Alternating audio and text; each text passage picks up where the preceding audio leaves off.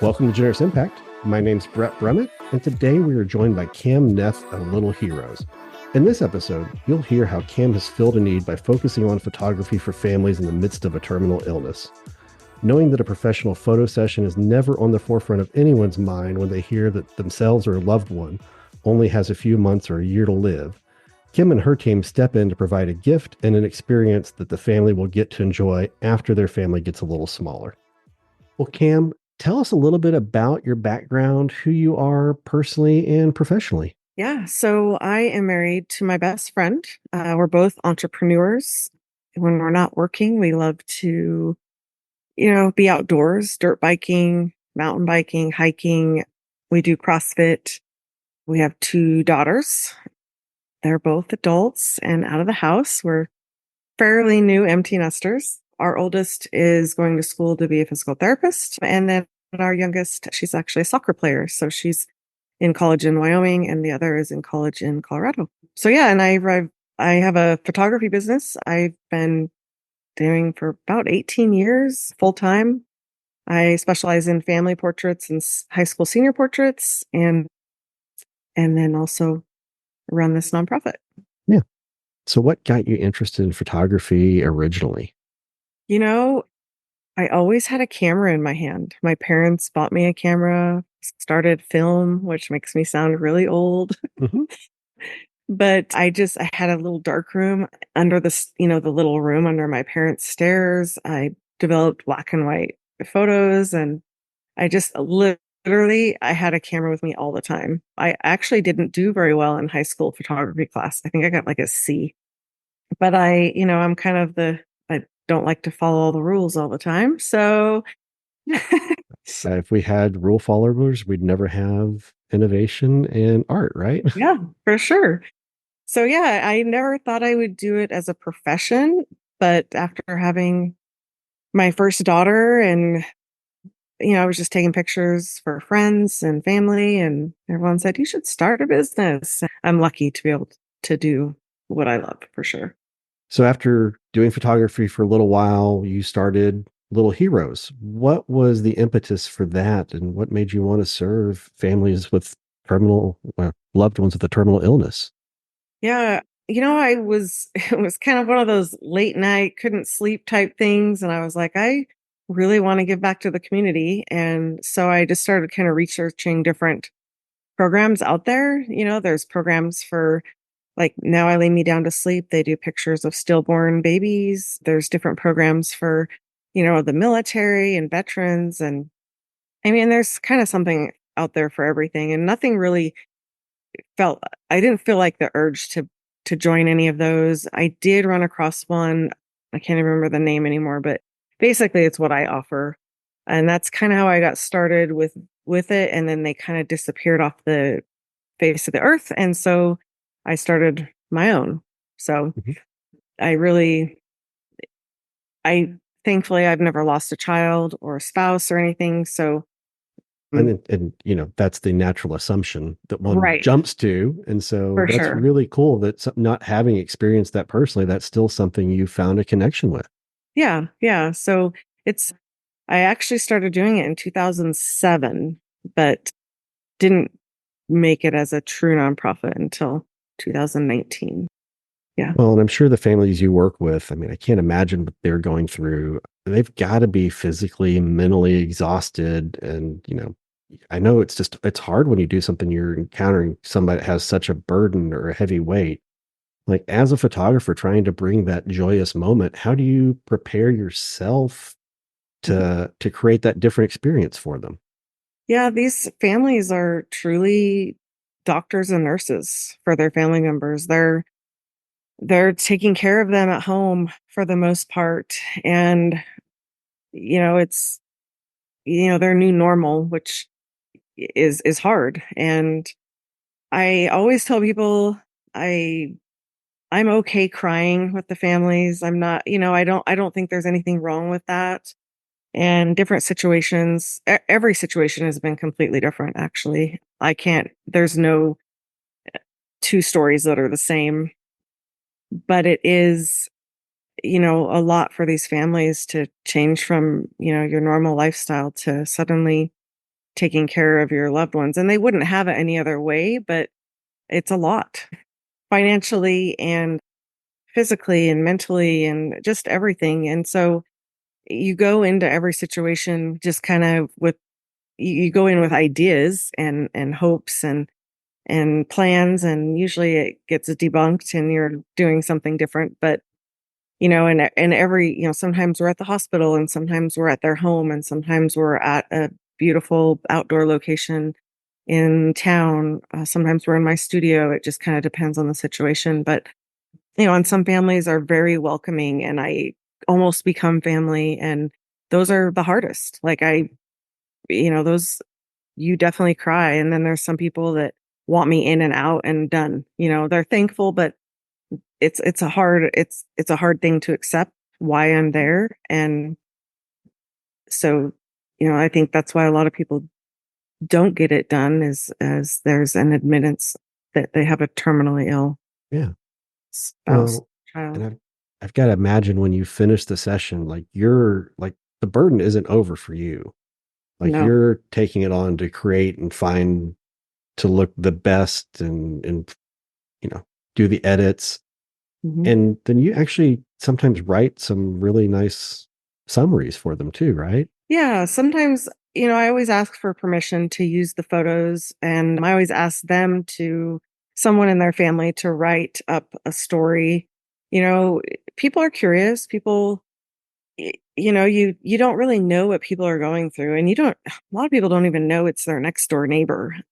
And, I like to let people know, like, all these different medications they might be taking, or things that the appointments they have to go to, or what is their daily life like. And so it's nice educationally to share with people what these families are going through, although it's the tiniest bit of info, but it's a nice story for people to understand. Well, and going through that, or is it typically the families that are doing the outreach to you? Is it friends, neighbors? Like, how do you get involved? Because I'm sure that a photo shoot is the last thing on their mind when it's just really, I mean, truly about survival and navigating, the end routine. Yes. I don't know if I've ever had an well, I it's rarely the family. Okay. Well, it's rarely the family that reaches out. It's usually, I try to, post about Little Heroes once a week, whether I'm sharing a story or how they can donate or learn more or anything about Little Heroes. And people are watching. I have followers, I have fans, and I just ask people, keep us in mind if you have a friend or family member going through this stuff. It is a really hard thing to offer. If I see a family going through something, that falls under what we offer, then I will reach out to them. But it's a very touchy subject, Hmm. but usually it's a referral. Usually it's somebody that has a friend or a family member or a friend of a friend, and they get us in contact. And usually on my end, just because I've seen so much since 2007, I'm kind of an advocate for getting it done sooner than later and not Yeah. waiting. You just want to get them at their best before Well, and they're it's, worst. well, I mean, and the reality is it's not just the person that is terminally ill that's at their best, it is the rest of their family. I mean, you're Yes. talking about a whole family that's going through taking a toll that is going to look different physically as well through Yes. that. It's a Yep. And fact that of the is journey. one of the biggest reasons why people don't want pictures is maybe they've learned about Little Heroes a little later in the process that they would have liked. They're like, I don't want to remember my child like this, or my husband or wife or whatever, so, which is understandable. So it's definitely, something that's nice for people to find out about earlier on in the process. But again, a very tough subject. Yeah, and I know it's more than a photo shoot. So when you're working with someone, what does the photo shoot, the time leading up to it, and the after area, what does that look like for them? Yeah, I always preface it and let them know that I try to treat these sessions as any other session. So I go into it helping them with what to wear or what not to wear, sometimes helping them right in their closet, like this is what you should wear, this is what you shouldn't wear. The outfits are probably one of the hardest parts, figuring out what best works for them. Like, can they, is it nice out? Can they go to a beautiful place outdoors, or do I need to come to their home, or do they want it indoors in my studio? Or, it's communication on that end to just kind of help them prep for the best pictures possible. That's where I also find out, are there any limitations with, their family members? Sometimes people can't sit up. Sometimes they are in a wheelchair. Sometimes they can't walk. Sometimes they can't talk. Sometimes they're on morphine and they don't open their eyes. Sometimes they're in pain and they can only last so long and go to certain places. So finding out the best place for them. And then the photo session, again, I try to treat it like any other photo session. Some, last a little longer than others. It just kind of depends on, how they're feeling. But we definitely try to get a little bit more one-on-one photos. We definitely do like the regular groups, different family groups, but also whoever is ill, we try to definitely do, everybody has some one-on-one photos with that person for their memories. Looking through those last night and going through, a gentleman, same age, same name as me, going, well, yeah, I'm really glad he's got pictures with, his individual daughter, his individual son, wife, family, and just, what a great thing to prepare with. Yeah. Yeah. I think I know what family you're talking about. Yeah. Yeah. So you're not the only photographer, I'm assuming, because I saw that you have requirements for other photographers and application process. So are you growing outside of Boise at this point?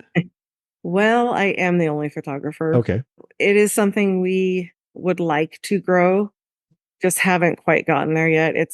I've learned that it's really hard to run your own business and try to, run another business, if you will, with Little Heroes. So I do have photographers that are interested. Typically, people will either come with me and help. Mm-hmm. And I do have some photographers outside of Boise that would, they're ready to sign up when we have that in place. But we don't have anything in place yet. We're working on it, but it's baby steps at this point. So Yeah. Well, I mean, and honestly, you hope you don't need a call from Oklahoma City, because that's, bad news, really.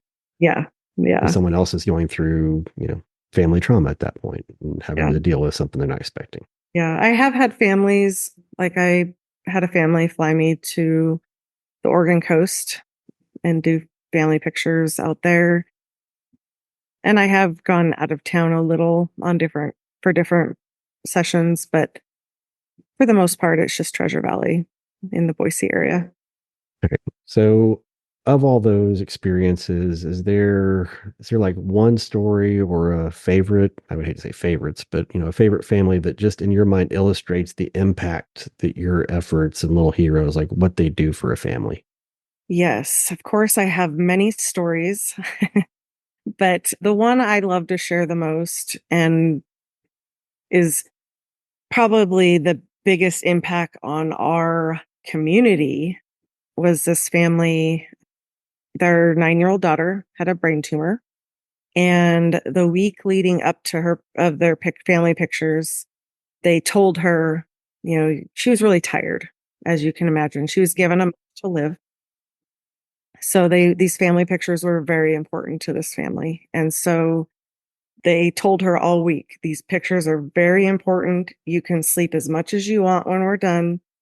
They even took her in to get an infusion, which I believe just helped with her energy and the way she felt. It was a Friday night, and I usually bring somebody to these sessions if I can. Somebody to help me, somebody that I can talk to afterwards, process through it. Like I said, some are harder than others. Yeah. A friend of mine was going to help, and my husband was like, "Hey, I'll just help you. We're just going to go up in the foothills near our home. I'll help you." And we hauled this boat I have. It's heavy. We threw it in the back of the van, and so that's kind of how we ended our session, was in the water in this raggedy old boat. But we started, throughout the foothills and in the tall grass and stuff. And it was dad, stepmom, little brother, and little Hannah. She was 9. When they showed up for their session, she had like some ketchup on her mouth, and I guess she had had some medicine. Took medicine to make her feel hungry so she would eat. And she had the whole, the all American McDonald's chicken nugget meal, or something on the way. And so that was cute. She was tired. She wasn't super excited about it, but she did amazing. And we got some beautiful images throughout that evening. My sessions don't last too long. I mean, maybe hour and a half max, but we probably were done sooner than that. But she slowly got more tired throughout the Yeah. session. And when we're done, I always bring like a cooler of beverages for the family after or during, to drink during or after. It was July. And so they put her in the car with the AC running, and we sat and had a beverage and talked about what they were going to do the next month. And so they were headed up North Idaho to be with family, and the next day. And we went home. It was a great session. I got up the next morning and I felt like I was like, did she I'm pass? waiting for this. Like you're about to tell me that happened. I'm like, oh my God, no. Yeah, yeah. And I didn't see anything on social media. I didn't have any text messages. And within a few hours, I had a text message, and she passed Oh, away an hour and a half after our session. oh my gosh. And back to the comment, her parents told her she can sleep as much as she wants after pictures. Yeah. Uh, so that I can't believe I didn't cry. I cry on that story 9 out of 10 times. So I mean, I I got a little can't weepy. Anna's boat. I got weepy leading up to knowing what you're going to tell me. And I'm like, oh my Yeah. gosh, no. They don't all, they definitely don't pass that quickly. I did not see that coming. No one did. Just an example of a very powerful story. I mean, they're all powerful in their own way. But Mhm. I mean, when that happened, I mean, I had my husband, we both cried all weekend. That's really cool. None of us know when the end is, but you're an intervention towards the end. And, I'm guessing there are some that don't make the schedule too, which is probably even sadder. Yeah. And that's why I'm very, usually when I start talking to people, I want to do it sooner than later, because there's been multiple times where we've missed the boat, if you will. So you just don't know, I mean, all of us that are healthy and fine, we don't know either. When I hear about these stories, when I hear about what's going on, I do like to fit people in sooner than later. All right. And as you mentioned before, this was a nonprofit you started. You have a for profit business. How do Mhm. you balance the duties of both organizations? I mean, you're a nonprofit organization, and I know you have some board members that help out.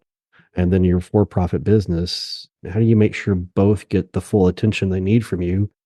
And especially, how do you how do you bear to do the happy ones the day after an event like that? Like, how do you do the senior prom pictures and the joyous life and Yeah. switch that gear? Yeah. Well, it makes you appreciate those moments more, right? Makes you think about how lucky you are and we are, and makes you want to keep those pictures updated yourselves. But you don't want to do it when somebody's sick. Like, that's not my reason. I believe in what I offer. I believe in family portraits. And so you just keep going. The world doesn't stop. It doesn't stop and pause for our loved ones that are hurting. So balance wise, I don't know if I do a very good job, but I try. I'm full time with my family portrait business. I definitely spend more time on that, and the Little Heroes ebbs and flows. It's kind of, I try to keep the website updated. I try to keep in front of people weekly so that they don't forget about it or new people see it. And then we try to do fundraisers throughout the year. And then my board members are awesome. They they help wherever needed in planning and stuff, and they keep me grounded, really. Yeah. For Little Heroes, what's next? What's on the horizon? And is there a fundraiser occurring like right now, I believe?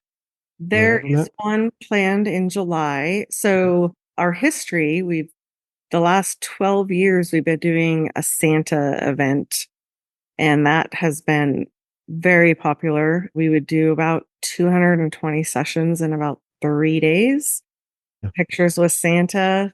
He was the real deal. It was quite an event. We did it the weekend before Thanksgiving, Are and you about to tell me Santa died? nope, nope, Okay, I'm not. thank God. But Santa moved to Florida, Okay. dang it. Okay.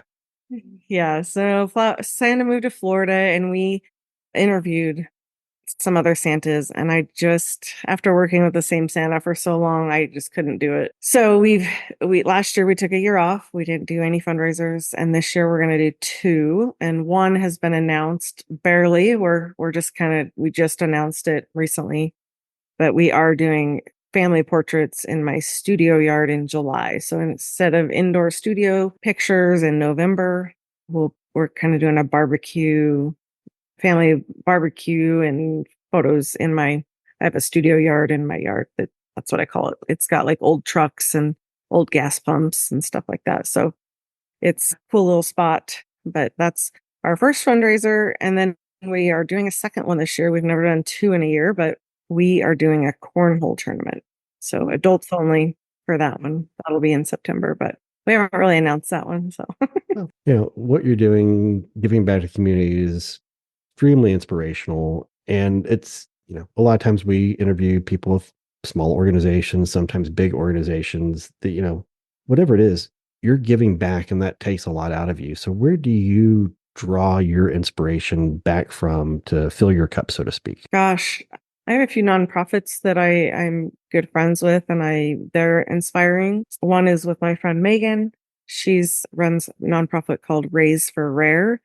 Hers is based off of losing a child, but she offers amazing services for families with children that have disabilities, and just helping them with house cleaning and you know, hanging Christmas lights or giving them a food, grocery card or a food card to at the hospital. Or she does a really amazing job with her nonprofit, and it's very inspiring.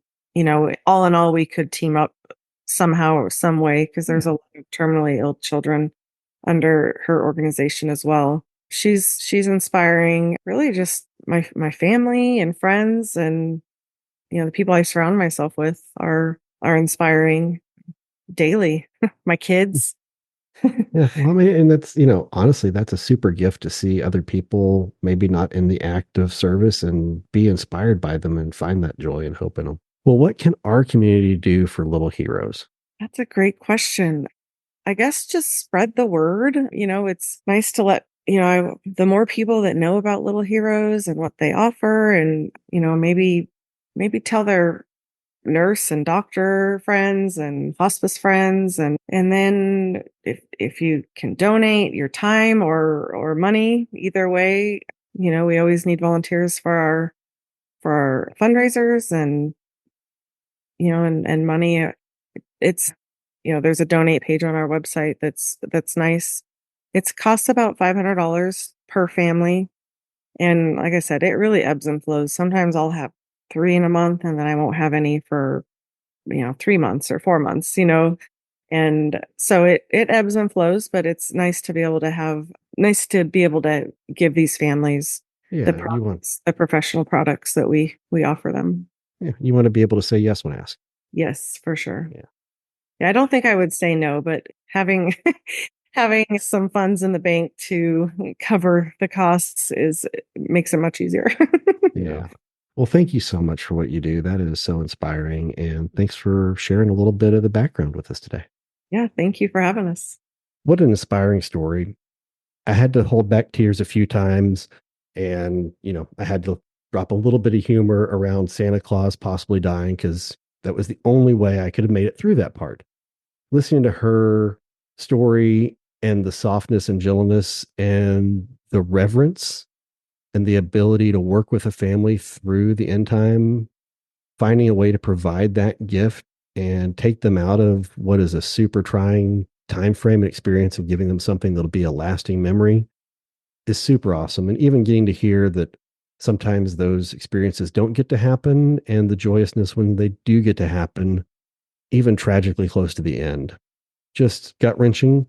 And I'm so glad that she's there to provide that service and that she has other people willing to go through that with her and provide such a unique gift to someone, provide a lasting moment for that family. If you can't imagine what it's like to be that person, but we're so glad that Cam is that person. Look her up at littleheroesinc.org and learn more.